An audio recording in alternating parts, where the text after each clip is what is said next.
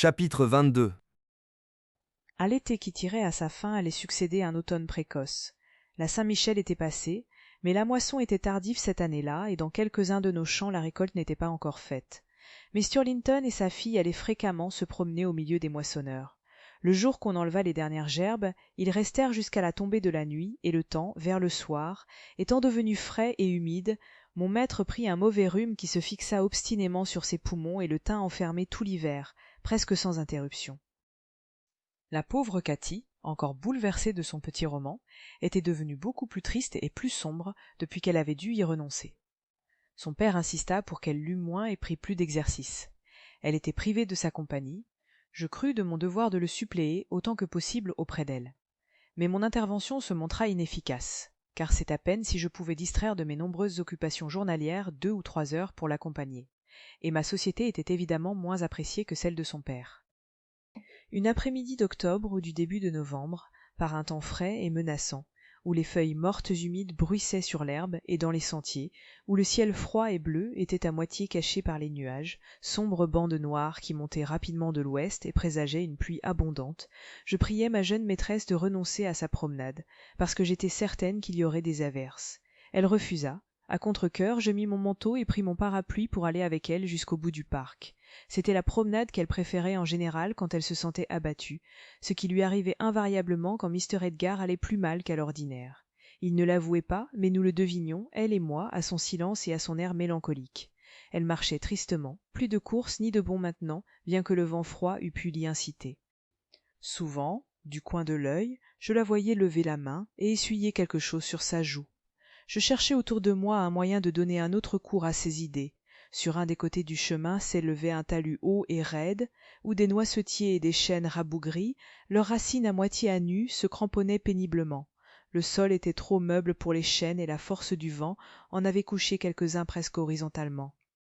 En été, Miss Catherine aimait beaucoup à grimper sur ces troncs d'arbres, à s'asseoir sur les branches et à se balancer à 20 pieds au-dessus du sol. Tout en prenant plaisir à son agilité et à son humeur joyeuse et enfantine, je jugeais bon néanmoins de la gronder chaque fois que je la surprenais ainsi en l'air, mais de telle façon qu'elle savait bien n'être pas forcée de descendre. Depuis le dîner jusqu'au thé, elle restait étendue dans son berceau balancé par la brise, ne faisant rien que se chanter à elle-même de vieilles chansons, celles que je lui avais apprises quand elle était toute enfant, ou regarder les oiseaux, ses voisins, nourrir leurs petits et les entraîner à voler, ou encore se pelotonner, les paupières closes, moitié pensant, moitié rêvant, plus heureuse que les mots ne sauraient l'exprimer. « Regardez, Miss !» m'écriai-je en montrant un renfoncement sous les racines d'un des arbres tordus. « L'hiver n'est pas encore arrivé ici. Il y a là-haut une petite fleur, le dernier bouton de cette multitude de campanules, qui en juillet couvrait d'un brouillard lilas ces degrés gazonnés. Voulez-vous grimper et la cueillir pour la montrer à papa ?» Cathy regarda longtemps la fleur solitaire tremblant dans son abri de terre et finit par répondre. « Non, je n'y toucherai pas. Mais elle a l'air mélancolique, n'est-ce pas, Hélène ? » ?»« Oui, à peu près aussi engourdie et inerte que vous. Vos joues sont décolorées. Donnez-moi la main et courons. Vous êtes si peu en train que je suis sûre que j'irai aussi vite que vous. »« Non, » répéta-t-elle. Et elle continua de marcher lentement, s'arrêtant pour rêver sur un paquet de mousse, une touffe d'herbe fanée, ou un champignon qui jetait sa tache d'un orange clair au milieu des feuillages sombres. De temps à autre, elle détournait le visage et y portait la main. « Catherine, pourquoi pleurez-vous, ma chérie ?» demandai-je en m'approchant et en passant le bras sur son épaule. « Il ne faut pas pleurer parce que papa a un rhume. Rendez grâce à Dieu que ce ne soit rien de plus grave. » Alors elle n'essaya plus de retenir ses larmes. Sa respiration était étouffée par les sanglots. « Oh, ce sera quelque chose de plus grave. Et que deviendrai-je quand papa et vous m'aurez quitté et que je resterai seule ? Je ne peux pas oublier vos paroles, Hélène. Elles sont toujours dans mon oreille. Comme la vie sera changée, comme le monde sera lugubre, quand papa et vous serez morts. » « Nul ne peut dire si vous ne mourrez pas avant nous. Il ne faut pas anticiper sur le malheur. Espérons que des années et des années se passeront avant qu'aucun de nous s'en aille. Le maître est jeune, moi je suis forte et j'ai à peine 45 ans. Ma mère a vécu jusqu'à 80 ans et très alerte jusqu'à la fin. Supposez que Mr. Linton vive seulement jusqu'à 60 ans, il aurait encore plus d'années devant lui que vous n'en avez compté jusqu'ici, Miss.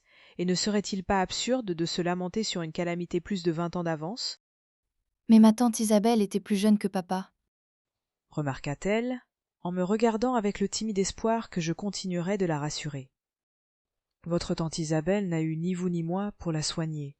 Elle n'était pas aussi heureuse que le maître, elle n'était pas retenue à la vie par tant de liens.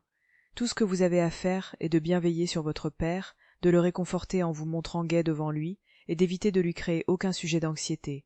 Faites-y attention, Cathy. Je ne vous cacherai pas que vous pourriez le tuer, si vous étiez indiscipliné et irréfléchi, si vous nourrissiez une affection absurde et chimérique pour le fils d'un homme qui se réjouirait de le voir au tombeau. Si même vous lui laissiez soupçonner que vous vous tourmentez d'une séparation qu'il a jugé bon d'ordonner. Je ne me tourmente de rien d'autre sur la terre que de la maladie de papa. Tout m'est indifférent en comparaison de papa. Et jamais, jamais, oh, jamais tant que j'aurai ma raison, je ne ferai un acte ni ne dirai un mot qui puisse le chagriner. Je l'aime plus que moi-même, Hélène. Ce qui m'en a donné la certitude, c'est que tous les soirs je prie pour lui survivre, car je préférerais d'être malheureuse plutôt que de savoir qu'il sera malheureux. C'est la preuve que je l'aime plus que moi-même. Voilà de bonnes paroles, mais les actes doivent le prouver aussi. Quand il sera rétabli, tâchez de ne pas oublier les résolutions prises à l'heure de la crainte. Tout en parlant, nous nous étions approchés d'une porte qui donnait sur la route.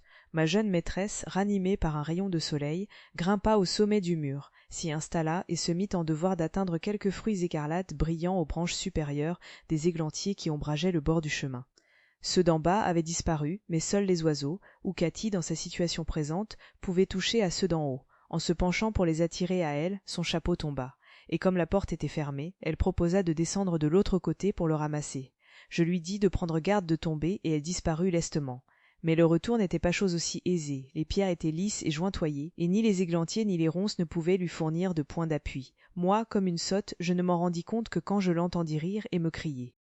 Hélène, il va falloir que vous alliez chercher la clé, ou bien il faudra que je fasse le tour par la loge du portier. Je ne peux pas escalader les remparts de ce côté-ci. Restez où vous êtes, répondis-je. J'ai mon trousseau de clés dans ma poche. Peut-être vais-je arriver à ouvrir la porte, sinon j'irai. Catherine s'amusa à danser, de ci de là, devant la porte, pendant que j'essayais toutes les grosses clés à tour de rôle. Je venais d'essayer la dernière et de constater qu'aucune ne convenait. Après avoir recommandé à ma jeune maîtresse de rester là, je me préparais à courir à la maison aussi vite que je pourrais, quand un bruit qui se rapprochait m'arrêta. C'était le trot d'un cheval. La danse de Catherine s'arrêta aussi. « Qui est-ce » demandai-je à voix basse. Hélène, je voudrais que vous puissiez ouvrir la porte. Répondit-elle de même d'un ton inquiet. Ah, Miss Linton, Cria une voix grave, celle du cavalier. je suis heureux de vous rencontrer. Ne vous hâtez pas d'entrer, car j'ai une explication à vous demander et à obtenir de vous. Je ne vous parlerai pas, Mr. Heathcliff. Répondit Catherine. Papa dit que vous êtes un méchant homme et que vous nous haïssez, lui et moi. Et Hélène dit la même chose. Cela ne fait rien à l'affaire. Je ne hais pas mon fils, je suppose, et c'est à son sujet que je réclame votre attention. Oui, il y a de quoi rougir. Il y a 2 ou 3 mois, n'aviez-vous pas l'habitude d'écrire à Linton et de jouer à l'amour avec lui, hein? Vous mériteriez tous deux de recevoir le fouet. Vous spécialement la plus âgée et la moins sensible à ce qu'il paraît. J'ai vos lettres, et à la moindre insolence de votre part, je les ferai tenir à votre père. Sans doute vous êtes-vous fatigué de votre amusement et l'avez-vous envoyé au diable, n'est-il pas vrai? Seulement vous avez du même coup plongé Linton dans un abîme de désespoir. Il avait pris la chose au sérieux, lui, il était réellement amoureux. Aussi vrai que je vis, il est en train de mourir pour vous. Son cœur a été brisé par votre inconstance, non pas au figuré, mais au propre. Bien que Ayrton ait fait de lui une cible pour ses plaisanteries depuis 6 semaines, et que j'ai employé des moyens plus sérieux en essayant de l'effrayer sur les conséquences de sa stupidité, son état empire tous les jours, et il sera sous terre avant l'été prochain, si vous ne le sauvez pas. Comment pouvez-vous mentir si impudemment à cette pauvre enfant me criai-je de l'intérieur du parc. Je vous prie de passer votre chemin. Comment pouvez-vous, de propos délibérés, avoir recours à d'aussi pitoyables inventions? Miss Cathy, je vais faire sauter la serrure avec une pierre. Vous ne croirez pas ces méprisables absurdités. Vous le sentez bien vous-même, il est impossible que quelqu'un meure d'amour pour une personne qu'il ne connaît pas. Je ne savais pas qu'il y eût des espions. Murmura le coquin surpris. Digne Mrs. Dean, je vous aime bien, mais je n'aime pas votre double jeu. Ajouta-t-il tout haut. Comment avez-vous pu mentir aussi impudemment pour affirmer que je haïssais cette pauvre enfant? Catherine Linton, ce nom seul m'émeut, ma bonne petite fille, je serai absent de chez moi toute la semaine. Allez voir si je n'ai pas dit la vérité, Allez-y, vous serez bien gentille. Imaginez seulement que votre père soit à ma place et Linton à la vôtre, pensez à l'opinion que vous auriez de votre insouciant amoureux s'il refusait de faire un pas pour vous réconforter alors que votre père lui-même l'en supplierait, et ne tombez pas par pure stupidité dans la même erreur. Je jure sur mon salut qu'il est en train de mourir et que vous seul pouvez le sauver. La serrure céda et je sortis sur la route. Je jure que Linton est mourant. Répéta Heathcliff en me lançant un regard sévère. Le chagrin et le désappointement précipitent sa fin. Nelly, si vous ne voulez pas la laisser y aller, vous pouvez y aller vous-même. Mais je ne serai pas de retour avant 8 jours, et je crois que votre maître ne ferait guère d'objection à ce qu'elle rendît visite à son cousin. Venez, dis-je en prenant Cathy par le bras et en la forçant presque de rentrer, car elle hésitait, examinant avec des yeux troublés les traits de son interlocuteur, trop impassible pour déceler sa supercherie. Il poussa son cheval près d'elle et, se penchant, ajouta: Miss Catherine, je vous avouerai que j'ai peu de patience avec Linton. Ayrton et Joseph en ont encore moins. Je vous avouerai qu'il est dans un milieu plutôt rude. Il a soif de tendresse, aussi bien que d'amour. Un mot affectueux de votre part serait pour lui le meilleur remède. N'écoutez pas les cruels avis de Mrs. Dean. Soyez généreuse et trouvez moyen de le voir. Il rêve de vous nuit et jour, et ne peut se laisser persuader que vous ne le haïssez pas, puisque vous n'écrivez ni ne venez. Je fermai la porte et roulai une pierre devant pour aider la serrure branlante à la maintenir. Puis, ouvrant mon parapluie, j'attirai Catherine dessous, car la pluie commençait à percer à travers les branches gémissantes et nous avertissait de ne pas perdre de temps. Notre hâte empêcha tout commentaire sur la rencontre avec Heathcliff pendant que nous nous dirigions à grands pas vers la maison. Mais je devinai instinctivement que le cœur de Catherine était voilé maintenant d'une double obscurité. Ses traits étaient empreints d'une telle tristesse qu'ils ne semblaient plus être les siens. Elle considérait évidemment ce qu'elle venait d'entendre comme la pure vérité. Le maître s'était retiré avant notre retour pour reposer. Cathy courut à sa chambre pour savoir comment il allait. Il s'était endormi. Elle revint et me pria de lui tenir compagnie dans la bibliothèque. Nous prîmes notre thé ensemble. Ensuite, elle s'étendit sur le tapis et me dit de ne pas parler, car elle était fatiguée. J'ouvris un livre et fis semblant de lire. Dès qu'elle me crut absorbée dans cette occupation, elle se mit à pleurer silencieusement. Cela semblait être devenu sa distraction favorite.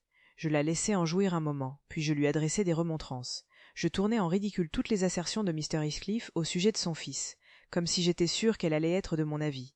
Hélas, je n'étais pas assez habile pour détruire l'effet qu'avaient produit ses dires, et qui étaient bien tels qu'il l'avait cherché.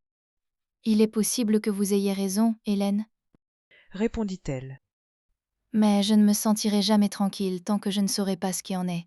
Il faut que je dise à Linton que ce n'est pas ma faute si je ne lui écris pas, et que je le convainque que je ne changerai pas de sentiment à son égard. » Que pouvaient contre sa sotte crédulité la colère et les protestations?